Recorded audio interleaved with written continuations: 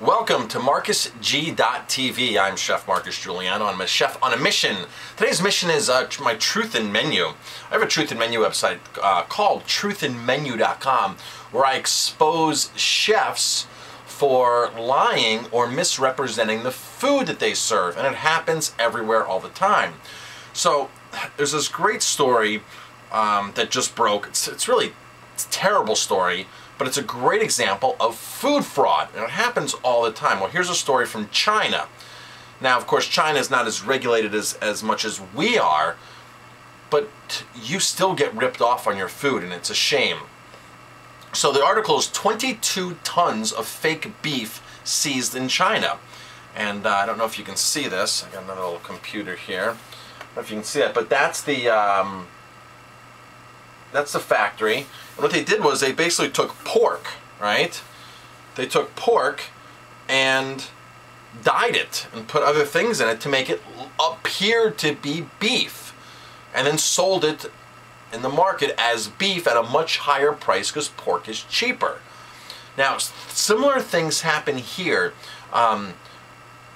Veal and pork get interexchanged with turkey breast when it comes to schnitzel. That happens all the time.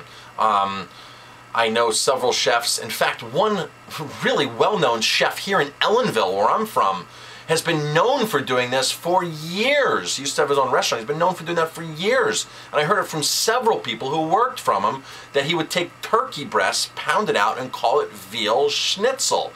Now, veal would be like 10 bucks a pound. Turkey breasts would be like $3 a pound. And he's selling it at the higher price. And I know other chefs who have done that as well. It's not an uncommon practice. And it's a shame because these chefs need to be held accountable for what they're serving, what they're putting on their menu. And as a consumer, as a guest, you need to really know what you're eating. If you have an allergy to a food, this could be something serious. And these chefs just don't think of it. They think it as putting money in their pocket. And I'm ashamed of a lot of chefs out there because it's all about the money to them. And these restaurateurs, it's all what it is. It's all about the money. Buy cheaper, buy more commodity, cut corners, shave portions, charge a maximum price, and it's disgusting. I'm really outraged by a lot of my colleagues by their practices and what they do. That's why I put up truthinmenu.com. You know, it's a website for me to really express the fraud that's going on there, the mislabeling. Have you ever experienced mislabeling? Have you ever been in a restaurant where you didn't quite think that was what you were getting? And it happens with fish all the time. Fish is one of the most common things that it happens with. Now, when fish is imported into the U.S., especially from Asia and stuff like that, less than like 2%, 1% of this stuff is actually inspected.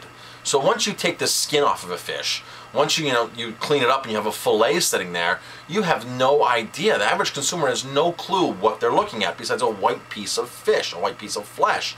You know, it could be tilapia and they're calling it snapper. It could be anything and they're calling it anything.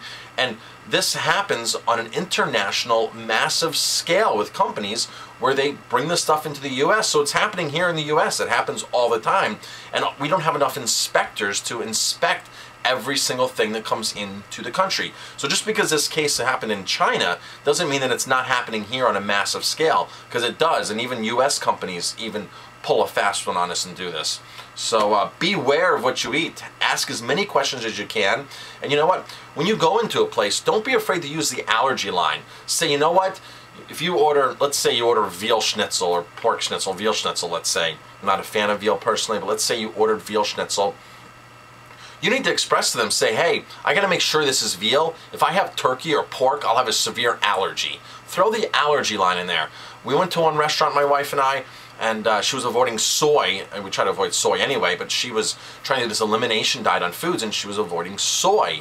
And she said to the waiter, I can't have any soy oil. No soy oil, nothing soy. And the waiter in his French accent, it was at a French restaurant, he goes, oh, we don't serve soy oil here, it's all olive oil. We cook with olive oil, we make our salad dressings with olive oil, you're perfectly fine.